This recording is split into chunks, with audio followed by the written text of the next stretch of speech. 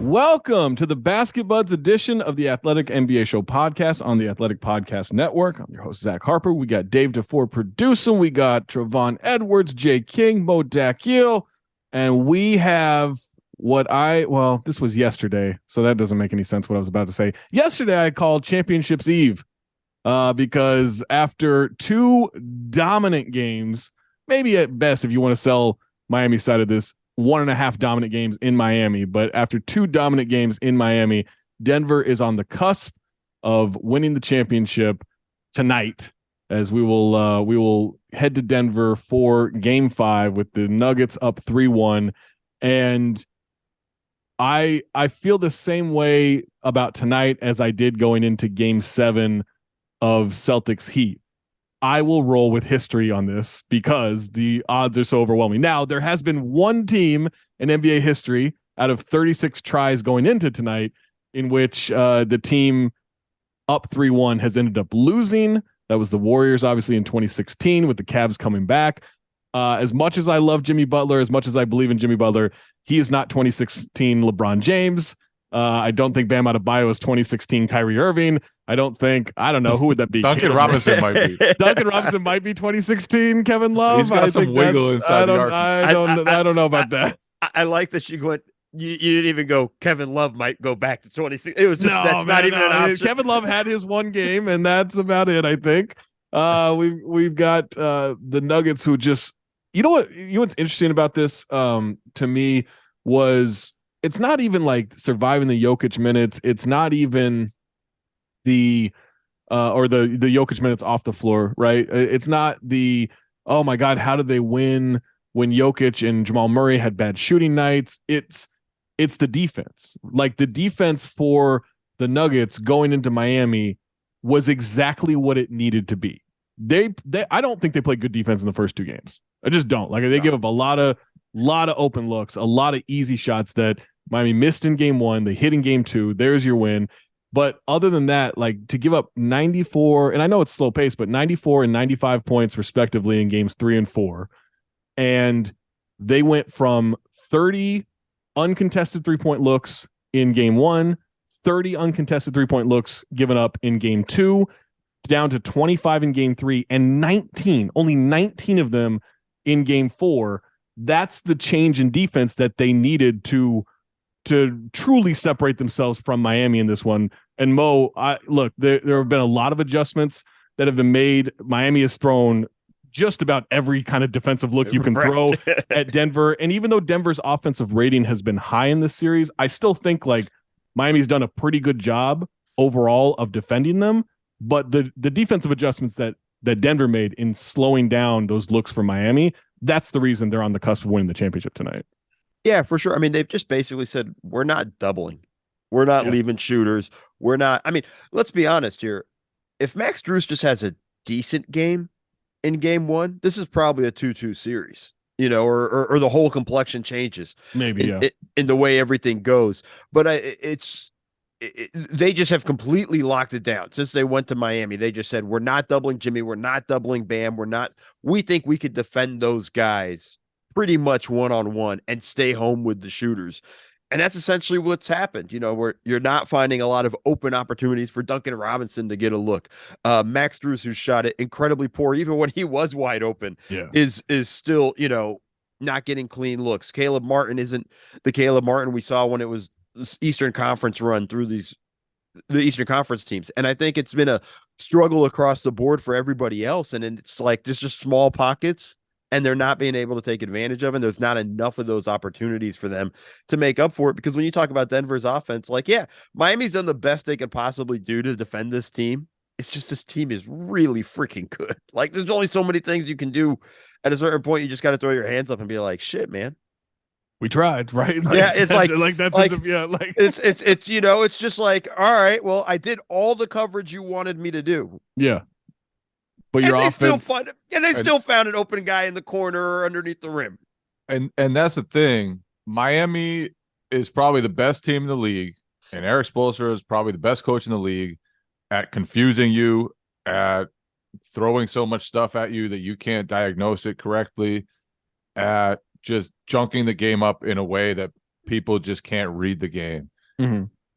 Jokic is the best at processing all of that in the entire league right now.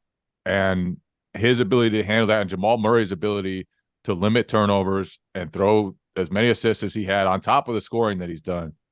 Those two guys are just playing the game at such a crisp level that there's no matter what you try, they can find the answer. And that's the most impressive part to me, is like this Miami team is so tough to stay solid against, and they've been able to do it. Well, but here's the thing about that, Jay, is I think they've done a good job of disrupting Denver's offense with all those different looks. But when you can't capitalize by scoring on the other end of the floor, then it becomes just like eventually Denver's going to score and figure this out. And instead of putting pressure on them to, get a stop with the zone looks, get a stop, and then go back the other way and hit a three or score at the rim or whatever, because they can't answer with that, it buys Denver time to figure it out, to where then like maybe you get 2-3 stops in a row, but you haven't scored on any of those stops. And so now Denver scores on the next 2 or 3 possessions. And now it looks like, oh, well, you fucked up. You didn't get this right. But you did for a little bit. It's just, if like Trey, if you can't put the pressure on the other team. And I think a big part of that is just Jimmy and Bam are not scoring at the rim. Like, these are two crazy athletic, strong dudes who are not scoring at the rim. And I think that has ended up being the biggest pain for them offensively, because it puts zero pressure on their interior defense. Also, I just think the Heat have just ran into the most prepared team they've seen all year. Yeah. If you look at the numbers, Jimmy was having an exceptional first 3 rounds of the playoffs, and then his numbers are down, whether he's exhausted, whether, they're throwing bodies at him, it's not the same. And clearly you can see that the Nuggets are capitalizing off of it. You know what I mean? Like, this is a make or miss league for even the Heat to even be in a game. They have to make their 3-pointers. And even still, you look down and Jimmy's kind of spotty in certain places where he may have 16, he may have 12. Even him and Bam scoring 20 is just not going to get it done against this exceptional team. Like, just overall, like, I mean, this is Denver's year, and respect to Michael Malone and his staff and the front office and everybody, even with Michael Porter Jr. struggling the way he is, Christian Braun is like stepping in, like just uncharacteristic guys. Reggie Jackson getting a couple minutes, like anybody. And I mean, shout out to those guys that was the biggest upset of that was the biggest upset of the final so far. Like, once you survive the Reggie Jackson minutes, you don't deserve, or the other team does not deserve to win the title. I don't care how many minutes it was. Like, just forfeit it. Forfeit it. It's done. Just hand the trophy over. You can't counter with like, well, we got Zeller out there. You can't like who would have known? Who would have known that Reggie Jackson was going to get a ring before Chris Paul, bro, or Russell Westbrook? I know, like, that's tough, man. It is so funny. I mean, the list goes on. Funny. It is so funny looking back on March now, and how this Nuggets team played and how Jokic was defending. They were so bad that Jokic like just totally didn't drop out of the MVP race, but it was like Embiid is clearly the option here.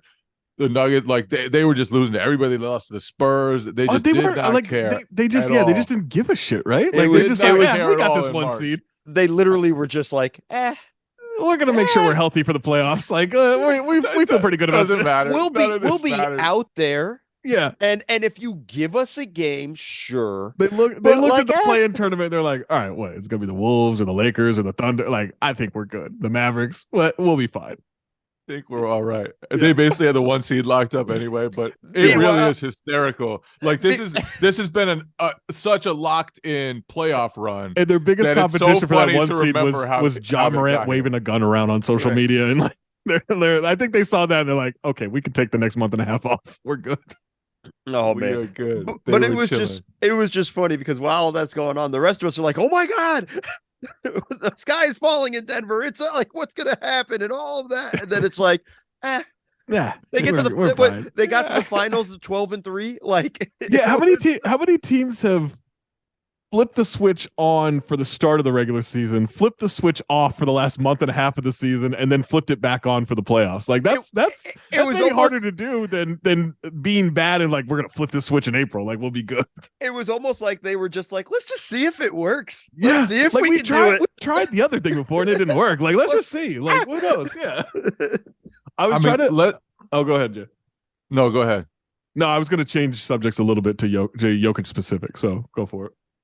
I was just gonna say, like, looking back on their losses in this playoff run, this is gonna be one of the best playoff runs we've seen for a team. Absolutely, yeah. At least in recent history. But looking back on their losses, so they had the one where they were down like 12 to the Timberwolves, and then went on like a 12-0 run in the last minute to send it to overtime. They lost that one. Would have won if Jokic made the free throw. He had a free throw. Right. Yeah. It was he went 1 or 2 from the line. Would have won that game. Would have been a sweep. And then Durant and Booker had to combine for like 170 points just to like eke out wins. Just to counterbalance the Landry Shamet minutes. Then LeBron and AD could not get a win. LeBron and AD, and AD playing at a super high level, could not get a single win. Just could not disrupt them. And then they lost one game in the finals where they collapsed in the fourth quarter. Jamal Murray had a 3 to tie. Those are their only 4 losses the entire playoff run so far. It's about as dominant as you can get, right? Yeah.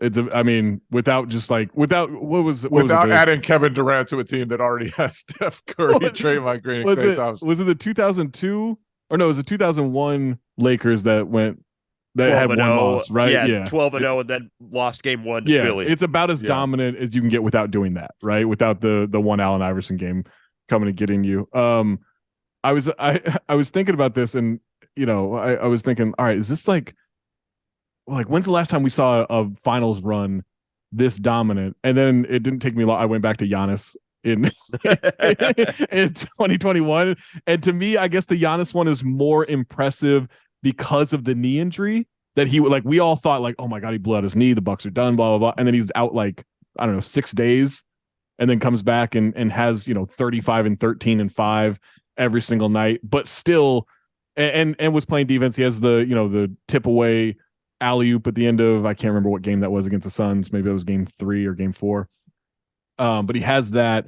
And then, and caps it off with a 50-point closeout game. And I guess we have to see what Jokic does tonight to close this out. But I guess Giannis aside, this is about as dominant as we've seen a player be since LeBron did it every year. Well, yeah. but hey, no offense to Jamal Murray. He had Dwayne Wade and Chris Bosh, right? Jamal Murray's good and he's played really well. But do you go back to Dirk in 2011? And that's not fair because Jamal is playing better than any of the second banana guys on Dallas. But I just think this Jokic one, his bad game was 8 for 19. Right? That was his bad game, which not a good shooting night, but for him, that's holy fuck, he didn't hit half his shots. Well, that's how dominant he's been. My favorite is we're just gonna turn him into a scorer and whatnot. He's averaging 30 points in this series. It's nothing. This is easy stuff for him. And 8 assists. And 8 assists. And that's the low number. I'm really just curious. Is he going to get a triple double? Is he going to average a triple double for the finals? Well, yeah, I saw Tim McMahon said that he has to get 14 assists tonight to average a triple double. So I think that's the watch that we're on. I think he legitimately is going to shoot 5 shots. He's just going to shoot 5 shots, get the 10 points, and then just focus on rebounding and passing the rest of the night. If he only takes 5 shots, he still might have 25 tonight because he'll go to the free throw line so many times. Right. But I just think he's been so dominant, and then it becomes a situation too where it's look, when Bam goes to the bench, it's Cody fucking Zeller that's coming in to guard him, and it's look. I actually think Bam's done a pretty good job of guarding him, right? For what you can expect from a 6'8" dude, he's done a pretty good job. He's done about as well as you possibly can for the tools that he has. And then it's just Jokic just kind of goes fine. Okay. Oh, I'll shoot this wide open three that Jamal Murray has created because he stretched out the pick and roll defense and things like that. And it's like at times he just passes up shots because he's bored. Like it's just frustrating. But this has been an unbelievable run from Jokic. Like I think I'm with you, Zach. Even though Murray's probably better than anybody on that Mavs team, this is very Dirk-esque. Yeah.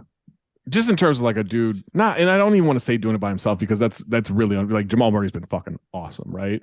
But it just that kind of singular dominant force without an absolute like, oh, here's a Hall of Famer next to this guy kind of thing. I mean, I guess maybe Kawhi in 2019, but again, like he was on one leg, Warriors got hurt, no offense to the Raptors championship, but like that, maybe that's similar, but I think Jokic has been better than Kawhi. During this finals performance, right? There was a play, and Mo, we talked about a little bit about what was it, the game 4 post-game show. But there was a play at the beginning of game 4 in the first minute where Bam ended up with a ball in transition. He goes at Jokic, he scores a layup in transition, like kind of around Jokic. And I remember thinking, like, okay, like, where has that been? Like what? Like that's what you need. Like you can't let Jokic just be in the way because he's too big. And so like you have to like get out there and run and utilize it. Even though I think Miami needs to have as few possessions as possible in the game to try to win this. And then it didn't happen again until like sort of a meaningless bucket in the fourth quarter, and he did it again at one point. And there's part of me that is just like. Look, I've had a lot of issues with Bam on offense throughout the last few playoffs. Zach, it's not even that. Forget about just like he sucks on offense in the playoffs. He just forget about even going at Jokic, okay? Because like Jokic is huge or whatnot. There are plays where he gets a guard switched onto him, and he still goes to a floater. Mid-range jumper. He had a play when they were trying to make that fake comeback that down the stretch. He had KCP on him. He gave KCP one bump, and KCP went back, like gave up ground. You should probably bump him again, and you're right at the rim. Nope, jump hook, missed. Like, what the fuck are we doing? Like, it just drives me insane. Same thing when he had Christian Brown on him. It's the same like he's done it over and over again when he has guards on him. And I'm like, you're bigger than I get it with Jokic. He's a massive human being. You're bigger than these other dudes, and you're still giving that up. But you have a lot. Like, look, Jokic is a better defender than people give him credit have mostly realized and give him credit for. I do legitimately think he's a plus defender this year. But like you can jump. You have long arms. You're strong, right? You're not Jokic strong, but like you get a step on him. Make him foul you, do something. Like that's the thing where I'm just like, and Jimmy too, like Jimmy isn't off the hook for this. Like he should be finishing through contact on a lot of these dudes. And he hasn't done it all that much in this series either. And I wonder if that is kind of the cumulative effect of like, holy shit, this team's just so much bigger than us. Where it's not even in your mind to go do that, Trey, right? Like it's not even your mind to go through it because you're just like, all right, this dude's bigger than me. This dude's strong. I don't want to attack that. I'll just go to this float game. I'll go to this turnaround jumper. And that's part of the reason where they're just not establishing anything inside. And so it allows Denver to, all right, well, we're not going to double anymore. We're not going to cheat off these shooters. We're going to stay home and good luck. Yeah, it's intimidation, but definitely just sticking to the guns, man. Just sticking to it. Mm-hmm. If y'all want us to change something up, beat us. Show us that you can beat us. And nobody's proving it. Mm-hmm. If you got that far and, even if you got a lead, right? Because the first game is always the fill out. After they felt comfortable. KCP came out one time and said, look, man, yeah, they won, but we shot terrible. You know what I mean? Like they truly believed that they should be sweeping them. And they had no fear from the jump. Yeah. You know what I mean? Cool. Jimmy, get your 20. Bam, get your 20. The shooters, they add the game that they won, they shot hot. Yeah. But at the end of the day, they're not going to shoot like that and they're going to defend. And also Denver knows that, they know how to respond to runs. And I think that's their biggest, their biggest flex of everything is how do you have composure when a team responds and they're even killed throughout the game, no matter what. You know what I mean? Where it's just kind of like, oh, they're down 9. They're not worried about it. They can hit a couple threes, defend, and be right back into it. And they don't have to they don't have to force Jokic. Right. That's the one thing I can honestly say when I look at the Giannis, when you talk about the Giannis run, or you talk about whoever it may be, whether it's Steph, whether it's KD, whether all these good athletes, they're not forcing Jokic. If you look at Jokic is he gets the gravity, but mainly he's looking to distribute. Jamal Murray, it's Jamal Murray time in the fourth. Yeah, it's very Curry-esque, Trey, in terms of just like the ball's going to come back to him if it needs to, right? Now Jokic is obviously way more of a distributor than Steph, especially in their respective offenses. But I think to what you're saying, there like that gravity is there no matter what's happening on the floor, and you just have to respect that the ball might go back to him. And then the Steph comparison is a weird one, but I'm going to take it even a step further because like Steph, we just underclipped Dave. You're always worried about Steph no matter where he is, and because of that, other guys get open, right? And everything, a lot of stuff that Andrew Wiggins gets, that all these other guys get, it's because of all the focus on Steph. With Jokic, he does it in a different way, where it's like just his ability to pass from different angles, to throw guys open, like Christian Brown cutting, Michael Porter Jr. cutting. All these things are such weapons because Jokic can deliver the ball wherever it needs to go, and there's nothing you can do to stop him from throwing a pass. You cannot impact him. You cannot take away the passing angles that you can with a lot of guys because he's too big and he can throw every pass with either hand. It's just ridiculous. So I don't know if that made any sense at all. No, but it didn't. The way, It did. Well, the way that they're both able to weaponize other players in a way that nobody else can is the comparison I'm drawing. So just to kind of tie that up in a pretty bow, you said to take it a step further and then took no steps further. None whatsoever. You stood side by side with the point. Matter of fact, rewound. And then if anything, a half step back and then a half step back forward, so we're still in line with each other. And said it more concisely though. At least this time around. At least this time it made some sense. Yeah. It was a poor delivery. In my head it seemed amazing. You got. Well, I'm sure. There's the title of your memoir right there. In my head, it seemed amazing. The Jay King story. I think I was so excited for that one. I was like, oh yeah, this one's gonna be killed. You know what? Hold on, Zach. You know what happened? The moment you told him, the moment you said, Dave, we got our clip, he clammed up. He got all nervous. He choked, man. He got scared. The light came on, and he said, "Oh shit!" I called for the ISO. Yeah. I hit him with the step back. I even did the Nick Young like celebrating too early. You definitely did a Nick Young. That was a Nick Young. That shit clanged off the rim. And I think to Trey's point about the way they can weather runs, right? I think that there's and again, I don't want to oversell this with Jokic because I don't think he's at that level possibly yet, and I don't think he'll get to that level. But there is a Tim Duncan-esque quality of calmness, right? Where you can kind of just like know that our guy is not rattled by this. He's the same blood pressure, down 10, up 10, whatever. Like it is very even keel Mo across the board. And I think with Jokic, like you see that with this team, like you see kind of the similar style of leadership in that. Go back to just game 2 when they make that run. Mm-hmm. It was almost the same thing as that Minnesota game 4. Yeah. Where they make a last minute run and basically had a chance to tie it and go to overtime. If Murray makes that shot, and it's a different story. Yeah, who knows? Right. And I think it's just they never are panicked. They're never phased at this point. They just continue to run their stuff, continue to go through it. How many times have we felt like they've gotten out of character? Forget the series, even the playoff run. Like I haven't felt like there have been times where it's like, okay, Bruce Brown has decided we're in trouble. I'm going ISO, right? Like they just stay with their and he did That step back decide was not, wild, not though. not we're in trouble, but he was like, "Oh, I got Duncan on me." no, Fuck that's this dude. different. That's different. That's different. That's I've been playing with Jake. this dude for too long. Like I'm going at him. Like, Yeah, like that's different. But like yeah, he had that advantage mismatch in that sense. But like yeah, they just never feel like you can't rush them. And you thought maybe this Miami Heat team would be able to do it.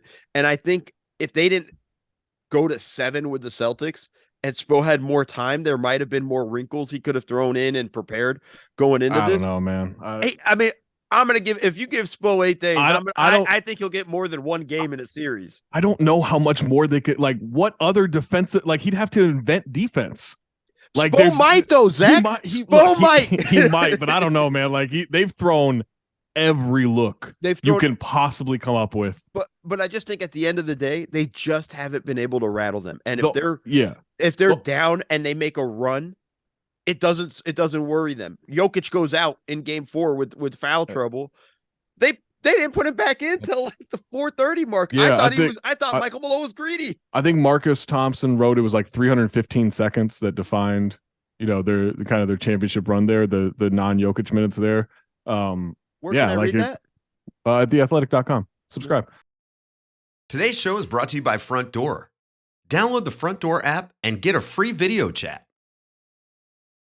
We all have that long, incredibly nagging home to-do list that we keep putting off.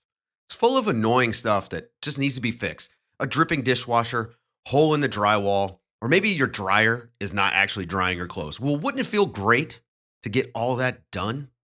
Well, now you can, and it's easier than ever. Introducing Front Door, the all-new one-stop home repair and maintenance app. Front Door lets you video chat with experts in real time so you can diagnose the problem faster.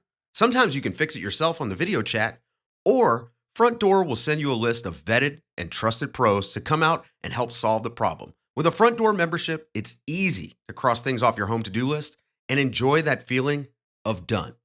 Download the app now and get a free video chat with an expert to start solving your problems today. So some breaking news as we're recording this. Shams Charania reports that Tyler Herro has been upgraded to questionable ahead of Game 5 tonight. I've said this whole time, like I don't think he helps, and some people have been what are you talking about? What's questionable? Uh-oh. Why Tyler Herro hasn't had his bags packed? Because they going to Cancun. They going to Cancun, baby. You know what I'm saying? Actually, you know what? Herro going to Italy. He going to men's fashion week. Mm-hmm. He gonna go hang out with Miles Turner going to Milan, and everybody baby. else. Yep. He gonna wear all them prints. They all going to fashion week. I can tell you the right way he's dressed. time. They're not letting him into fashion week the way he's been dressing. That's not happening. I've said this whole time, like I like the dynamic they have with this playoff run without Tyler Herro. And that's not to say Tyler Herro is a bad player. I just think you lose a lot. And look, could be if he ends up playing tonight, this could be a last ditch effort. And I get the idea of like, look, that's a 20-point scorer. He's a good 20-point scorer. You can use that against his defense, but this is a dude who hasn't played in 2 months now, right? Coming back from a hand that does not seem like, based on reports and everything, that it's fully healed. Also, I'm going to say that Gabe Vincent passed him the ball with his broken hand to keep him out so he could start. Also, please, I like this listeners, go listen to go find the thread about things that happened in the NBA this season. Amazing. Oh thread. my God. I had forgotten that the whole Patrick Beverly camera thing happened in Boston. I did it because I was there for that. And that was amazing. Oh, I man, died when I saw that. Special. Does anybody think, two-part question, do you think Tyler Herro can't makes a big difference in this series at full strength? And do you think that he can even be close to full strength tonight after not playing for 2 months, Mo? No. That's such a hard situation to just drop him right into this environment. Game 5 of the NBA Finals, yeah, down 3-1 with a possibly still broken hand or whatever the ailment is at this point. Right. Yeah, like and what was it? It was like less than a week ago where it was like, yeah, even after shooting drills, my hand swells up. Yeah, like, I'm sorry that, and then And then in the altitude, like he hasn't played an NBA game, and now we're gonna have him run up and down in Denver. Like, sorry guys, like I just can't see him having that much of an impact. But- Like that's such a pressure situation to put him into. Too. Could he give you 4 minutes, Jay? Like, could Tyler give you 4 minutes of just like, this is a difference-making 4-minute stretch? Like, let's not say like, oh, he's going to have 30 tonight. Like, but could he give them 4 minutes where it's like, holy shit, Tyler Herro really helped here? You got to have the Reggie Jackson leash on him. Like, just throw him out there. That is a brand new sentence in the history of speaking. That is, throw him out there for a minute or two. See if he's got anything to give you, because they do need an offensive lift. They need someone to create shots. They need someone to be able to produce any type of look against this Denver defense that has really, really just limited them over the last few games. I can't see him coming back into this series. And really, they got better when he got hurt. They got better. The ball started moving more. The defense was better. Players were making quicker decisions. The defense is better. If I'm Tyler Herro, I look at how the team played without me, and I'm like, I probably have to change the way that I play next season. I can't be pounding the ball into the ground the way I do. It's got to be quicker decisions. And if he could do that, he's very talented and he's a great shot maker. Yeah, Jay, I'll take that a step further. I think if you're Tyler Herro, you got to think maybe I need to change the way I play. Yo, I hate you, man. I hate you. All right, let's that was so unnecessary, but I couldn't resist. It feels like the last day of school. And the 2 seconds it took him to realize I was just being a dick and not actually offering up a point. I knew the whole time. I just that was well played. All right, let's make predictions about tonight. Mo, how much do you have Denver by tonight? Yeah, we'll just go with that. That's really the question. I think the Heat make it a game. I still think it's going to be a 6-point Denver win. I think they just got too much, and I don't know if Tyler Herro, even if he steps out there, like that's just a new target for them defensively. Like Bruce Brown just saw that tweet come across and went like, "Ooh." Maybe that's the plan for the Heat, though. All right, we need to see Bruce Brown go back-to-back games of this. Trey, who do you got tonight, and by how much? Denver by 14. Burial out of here, and we getting some minutes from our young fella Peyton Watson out of Long Beach, California. Yeah, how about that? Let's give Peyton Watson some minutes. Yeah, Peyton Watson ring. He's getting the Darrell Wright Miami Heat ring. Shouts to Darrell Wright. Jay, who do you got tonight, and by how much? Nuggets by 25. Whoa! What? Michael Porter Jr. is going to hit 6 threes. That's what's going to happen. It's going to be like it's a release for Michael Porter Jr. It's wild that their third best scorer has had 8 points a game, 29% shooting, 13% from 3, and they've been fine. And he's wild. a deadly shooter. He's one of the best shooters alive. And for him to go this cold is so weird because he's such a knockdown guy. There's no way he's had 4 games like this in a row throughout his career, right? Like, there's no way he's had this kind of a slump. He's just such a gifted shooter. It's so weird to see that happen. But and I think he breaks out. I think the Heat have to know. And I know they're Miami and they come back from stuff and they were the 8th seed and it just shrugged it off and got to the finals anyway. But after the last few games, you have to be like, what are we supposed to do against these guys? There has to be in the back of your mind just the realization that Denver is so much better than you. And I just feel like tonight's going to be a blowout. I got Heat by 30. No, I've got Denver. I've got Denver. I think by 11. I think it's close from the first half. And then I think Denver pulls away and is up 20. And then Miami does one of those bullshit fake runs to like cut it to like around 10. And I'll say Jokic does not stat pad enough to get the triple-double for the series. 14's a lot. 14's a lot, man. 14's a lot. He did have that in game 1, though. He had 14 in game 1. He could definitely do it, but it's still like that's also, the key to the assist is other guys making shots, and if Michael Porter Jr. is not going to make shots, like that's a tough. Oh, but he's going to tonight. 6 I think I think Jokic, like, he treats this as such a job, right? Like, I think he loves basketball. I don't think he loves playing in the NBA. I think he just wants to get back to his horses. I think the whole reason to end this tonight and Jokic just takes over at some point is like, fuck this. I want to go home. I want to I want the series over. Parade? Does he miss the parade to go get the horses? I think you have to like have the horses in the parade, don't you? Oh, okay. So he has them coming. He's bringing them over. There's There's an image where he's sitting in the buggy. He's not even riding the horses. Yeah. It's crazy. He don't even probably believe in riding the horses, bro. He just want to pet. Yeah, he just wants to be pulled by the horses, right? Like he just They should present him with a horse at half court after the game. Oh yeah, like when they used to do like the Nugget. car for name him Nugget. Yeah, absolutely. Michael Malone comes riding the horse out of the locker room. That would be the greatest moment in television history. Like a scene out of the movie Eddie where Frank Langella comes out. If the Jokic brothers were tossing him up, Michael Malone, when they got to the finals, like what's the encore to that when they win the championship? Like how do they go? Do they go a step further? Like, what do they? Does he ride their shoulders? Like, do they celebrate by playing the knife game? Right, and Mike's just like, no, we're not doing that shit. Like, I don't think you can trust that. Yeah, the Jokic brothers celebration. Thank God they're not winning this thing in Miami. Oh God. Good luck, Las Vegas tonight. Good luck, because that is going to be. Some casino is being torn down like that video game Rampage. It might be the first time Las Vegas would be like, no flights coming in. No, thank you. Yeah, no, we're good. Nothing. You guys private, go to fucking Vail or something. Whatever. Go ski. You're not allowed here. Go see if there's still snow on the mountains. Like we're not doing that here. All right, make sure you check out all of your finals coverage on The Athletic. Make sure you subscribe to the YouTube page so you can see that moment of silence that Jay King had before he decided to comment on me being a dick.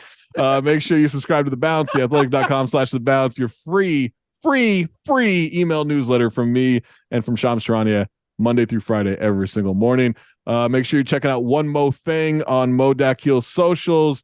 And I don't know, buy some shoes from Trey if you want. I don't know if that's still an option, but he's sending out an entire Foot Locker right now. For Mo, for Trey, for Jay, for Dave, I'm Zach. Keep it locked on The Athletic.